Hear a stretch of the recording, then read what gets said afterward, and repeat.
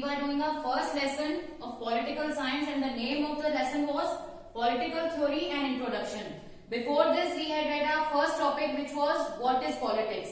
So politics is unfortunately concerned with the self-interest of people and of government. But there is one institution or there are so many institutions which are working for the welfare of people and among all of these one is government. तो government क्या है, इसमें जो है लोग भी participate कर सकते हैं. यहाँ के पॉलिटिकल थ्योरी के बेस पर हमने क्या पढ़ा था कि लोग आके पार्टिसिपेट करते हैं, लेकिन उन्होंने क्या देखना है, सिर्फ अपना सेल्फ इंटरेस्ट नहीं देखना है, लेकिन सब लोगों के बारे में इकट्ठा उन्होंने सोचना है. तो second topic is what do we study in political theory.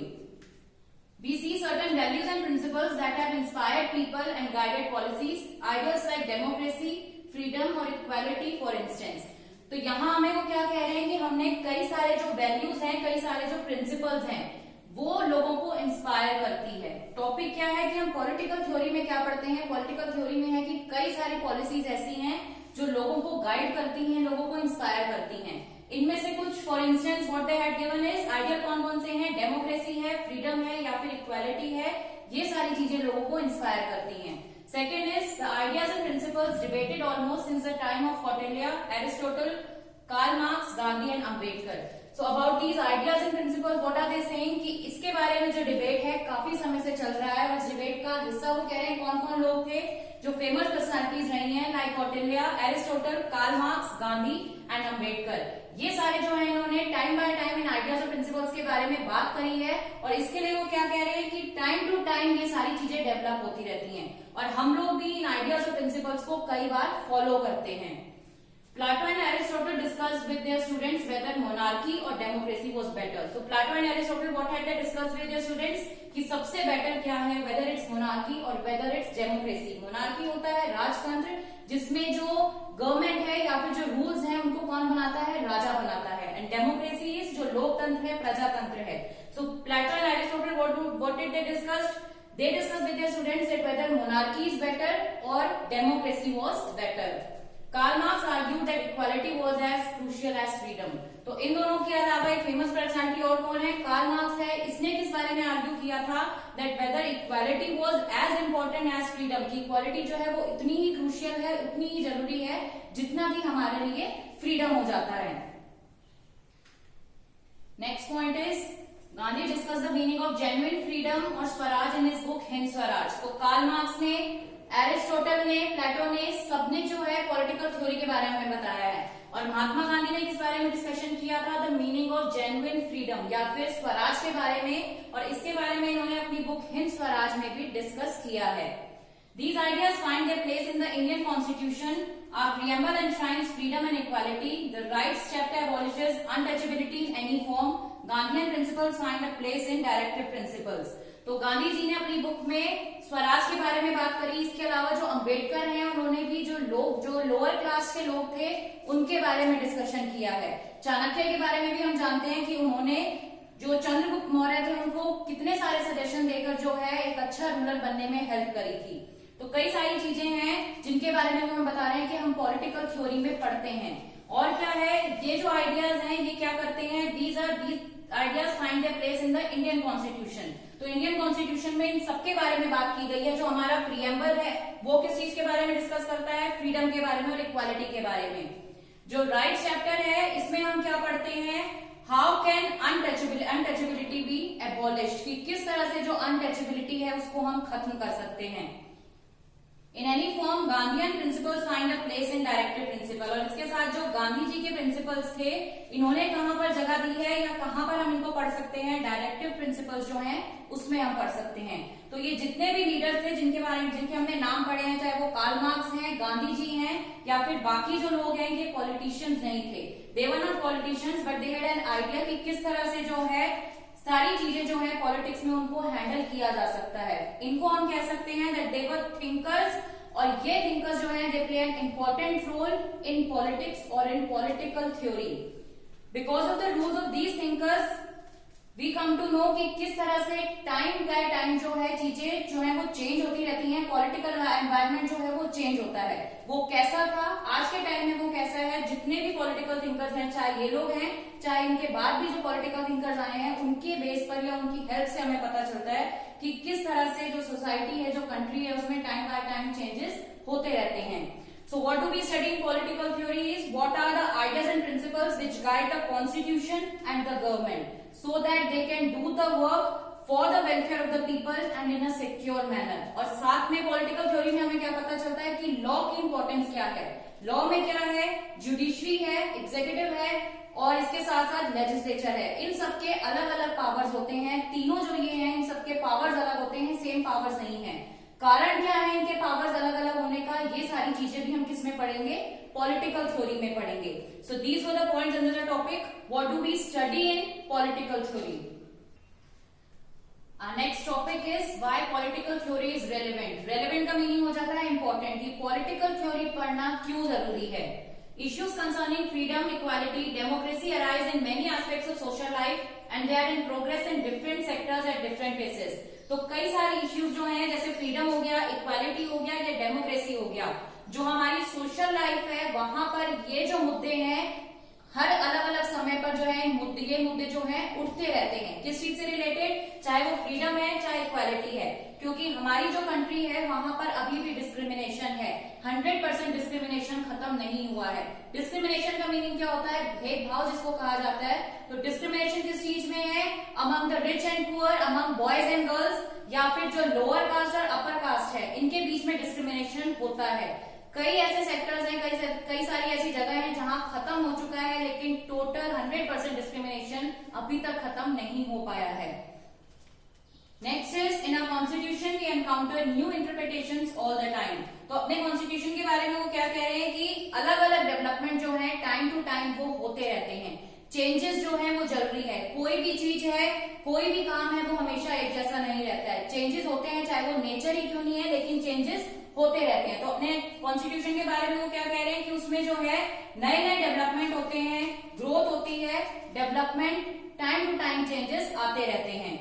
अब इसमें वो क्या कह रहे हैं कि जो लॉज हैं उनको भी चेंज किया जाता है। कॉन्स्टिट्यूशन में लॉज को भी चेंज किया जाता है, वो भी हमेशा एक जैसे नहीं रहते हैं। तो अगर हम पॉलिटिकल थ्योरी पढ़ेंगे, पॉलिटिकल थ्योरी के बारे में हमें नॉलेज होगी, तो हमें ये पता करने में आसानी हो जाती है कि कॉन्स्टिट्यूशन में क्या क्या चेंजेस आए हैं, कौन से ऐसे लॉज हैं जिसमें अमेंडमेंट हुए हैं। तो इट इज वेरी नेसेसरी कि पॉलिटिकल थ्योरी की नॉलेज हर किसी को होनी चाहिए, सिर्फ पॉलिटिशियंस ही नहीं, बाकी और फील्ड के भी जो लोग हैं उन्हें पॉलिटिकल थ्योरी के बारे में जानकारी होनी चाहिए।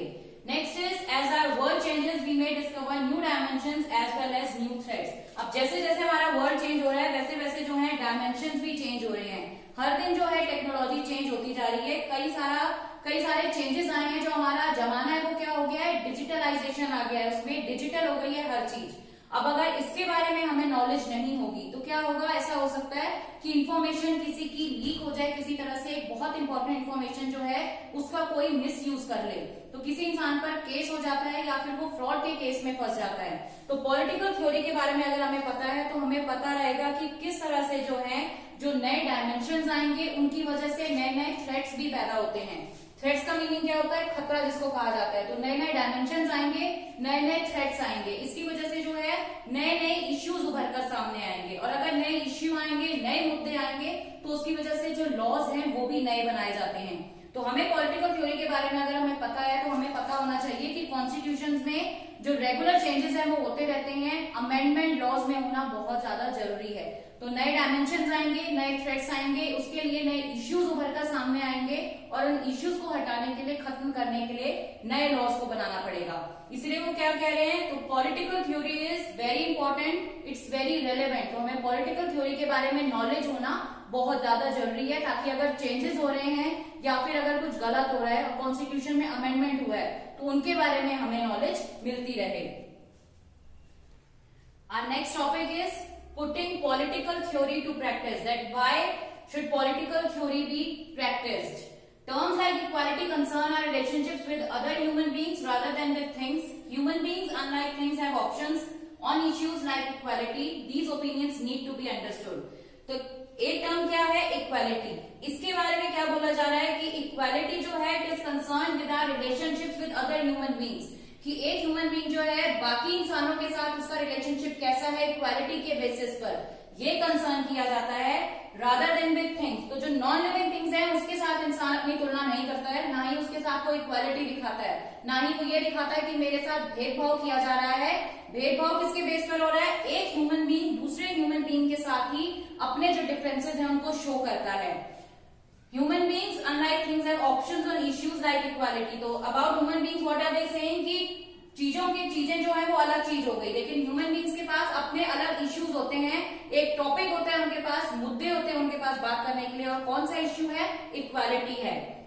These opinions need to be understood. अब इन ओपिनियंस के बारे में वो कह रहे हैं समझना बहुत ज्यादा जरूरी है। क्या समझना है? कि हर इंसान की सोच जो है, जो उसका कंसर्न है, जो उसके सोचने समझने की जो शक्ति है वो अलग अलग है। एक ही चीज को हर इंसान अलग नजरिए से देखता है। एग्जाम्पल हम देखेंगे, जो स्कूल्स हैं, कॉलेजेस हैं, बिजनेस हैं, यहाँ पर डिस्क्रिमिनेशन होता है। तो स्कूल्स या कॉलेजेस का जो डिस्क्रिमिनेशन है उसको हटाने के लिए कई जगह क्या होता है, 50% बॉयज को रख लिया जाता है स्कूल में, 50% गर्ल्स को। इस बेस पर वो क्या मानते हैं कि हमने डिस्क्रिमिनेशन खत्म कर दिया, कि हमारे यहाँ 50% बॉयज हैं और 50% गर्ल्स हैं। कुछ लोग इसको अलग नजरिए से देखते हैं, कुछ लोगों का जो नजरिया है इस चीज में अलग होता है। या फिर अगर कहीं कोई लाइन लगी हुई है और कोई इंसान उस लाइन को तोड़कर आगे चला गया, उसी में से कोई एक गया, वो जाकर उसको वापस बुलाता है कि आप लाइन तोड़कर आगे क्यों गए हो, आप यहाँ पर जो रूल्स हैं उनको फॉलो नहीं कर रहे हो। तो जिस इंसान को पीछे लाया गया है वो इस बात में नाराज हो जाता है कि क्यों मुझे आगे नहीं जाने दिया, और बाकी के जो लोग लाइन में खड़े हैं वो लोग क्या सोचते हैं कि अगर इसको पीछे लाया गया है इसका मतलब इक्वालिटी है, जिस तरह से हमें ट्रीट किया जा रहा है उसी तरह से इसको भी ट्रीट किया जाए, क्योंकि हम सब इक्वल हैं। तो यहाँ उन्होंने यही बोला है कि इक्वालिटी जो है किसके बेस पर होती है, किन लोगों के बीच में? ह्यूमन बींग्स आपस में एक दूसरे के साथ उनके लिए एक इश्यू होता है, इक्वालिटी का इश्यू। इसको वो कह रहे हैं समझना बहुत ज्यादा जरूरी है कि हर इंसान की, हर ह्यूमन बीइंग की जो सोचने समझने की जो शक्ति होती है वो अलग है। हर कॉन्सेप्ट को, हर इश्यू को अलग अलग तरीके से देखा जाता है। So this was under putting political theory to practice, कि क्यों पॉलिटिकल थ्योरी को प्रैक्टिस में लाया जाना बहुत ज्यादा जरूरी है। Our last topic in this chapter is why do we study political theory, कि political theory क्यों पढ़नी चाहिए। Political theory is relevant for politicians, bureaucrats, those who teach political theory, lawyers, activists, journalists and high school students. तो political theory को क्या कह रहे हैं कि it's relevant for each and everyone. Important है पॉलिटिकल थ्योरी पढ़ना हर किसी के लिए, चाहे वो पॉलिटिशियंस हैं, ब्यूरोक्रेट्स हैं जो कि पॉलिटिकल थ्योरी पढ़ाते हैं वो लोग, लॉयर्स या फिर जो हाई स्कूल स्टूडेंट्स हैं उनके लिए भी पॉलिटिकल थ्योरी है पढ़ना बहुत ज्यादा जरूरी है। कारण क्या है? सेकेंड उन्होंने क्या दिया है, we are all going to be citizen entitled to vote and decide other issues. अगर हम पॉलिटिकल थ्योरी पढ़ते हैं तो हमें पता रहता है कि हमारा कॉन्स्टिट्यूशन क्या है, जो गवर्नमेंट है उसके फंक्शंस क्या हैं, किस तरह से उसने काम करना है, क्या उसमें कमियां हैं, और उन कमियों को पूरा करने के लिए, खत्म करने के लिए क्या क्या स्टेप्स उठाए जाने चाहिए, ये सब हम पॉलिटिकल थ्योरी में पढ़ते हैं। अगर ये सारी चीजें हमारी क्लियर रहेंगी, अगर पॉलिटिक्स का या पॉलिटिकल थ्योरी का बेस हमारा क्लियर रहता है तो हमारे लिए हेल्पफुल है, क्योंकि फ्यूचर में हम जो है वो सिटीजन हैं जो कि आगे जाकर वोट देते हैं। अपने जो कंट्री है उसके लिए एक सरकार को, एक गवर्नमेंट को हम लोग चूज करते हैं कि किस तरह से या कौन सी जो सरकार है वो हमारी कंट्री में आनी चाहिए। इसलिए वो कह रहे हैं अगर हम पॉलिटिकल थ्योरी की हमें नॉलेज रहेगी तो हमें पता रहेगा कि क्या सही है और क्या गलत है, ताकि फॉर फ्यूचर जब हम लोग वोट देंगे, when we are entitled to vote, तो उस समय हम डिसाइड कर पाएंगे कई सारे इश्यूज को, कई सारे मुद्दों को ध्यान में रखते हुए हम वोट दे सकते हैं। Freedom, equality are not abstract issues in our lives. We daily encounter discrimination of various sort in families, schools, colleges and so on. तो फ्रीडम और इक्वालिटी को क्या कह रहे हैं कि कई सारे ऐसे इश्यूज हैं जो कि डेली लाइफ में हम लोग फेस करते हैं, चाहे हमारी फैमिलीज हैं, चाहे स्कूल्स हैं, चाहे कॉलेजेस हैं। हर जगह जो है डिस्क्रिमिनेशन या फिर इक्वालिटी और अनइक्वालिटी जो है हम लोगों को फेस करनी पड़ती है। डिस्क्रिमिनेशन हमने पहले भी देखा था, it is on the base of rich और पुअर, गर्ल और boy, upper class, lower class, इन चीजों में डिस्क्रिमिनेशन होता है। आज भी कई सारे ऐसे रूरल एरियाज हैं जहां पर डिस्क्रिमिनेशन किया जाता है। 100% it still not eradicated from our country. इसीलिए वो क्या कह रहे हैं, जो फ्रीडम और इक्वालिटी है, ये सारी इश्यूज जो है हमें अपनी डेली लाइफ में फेस करने पड़ते हैं, whether it's a family, whether it's school, whether it's a college, यहाँ पर हर चीज देखनी पड़ती है। तो क्या है कॉन्सेप्ट कि हर किसी का जो कॉन्सेप्ट है, कॉमन लाइफ में जितने भी लोग हैं, इन सबका कॉन्सेप्ट, इन सबकी जो समझने की जो शक्ति है वो अलग है। हर किसी का लेवल जो है वो अलग होता है सोचने का, तो सबके कॉन्सेप्ट अलग अलग हैं। पॉलिटिकल थ्योरी क्या है, वो हमें एक व्यू पॉइंट देती है। कई सारे लोग हैं, सबके अलग अलग व्यूज हैं, सबके अलग अलग थिंकिंग है, अलग सोच है, अलग उनके विचार हैं। तो यहाँ वो क्या कह रहे हैं, जो पॉलिटिकल थ्योरी है इसकी वजह से क्या होता है, जो हमारा डिसीजन मेकिंग पावर है वो बढ़ जाता है। क्यों? क्योंकि कई सारे लोग होंगे, अलग अलग सबके सजेशन आएंगे। अगर 10 लोगों का ग्रुप है तो 10 के 10 जो है अपने अलग अलग डिसीजन देंगे, अलग अलग सजेशन देंगे, तो हमारी जो डिसीजन मेकिंग पावर है वो बढ़ जाती है। हमारा जो स्किल एनहेंसमेंट है उसको बढ़ाने में पॉलिटिकल थ्योरी जो है बहुत ज्यादा हेल्पफुल रहती है। इसीलिए वो कह रहे हैं it's very important for each and everyone to know something और the other for political theory. So these were the topics under our chapter Political Theory and Introduction, which is the first chapter of our second book. Thank you.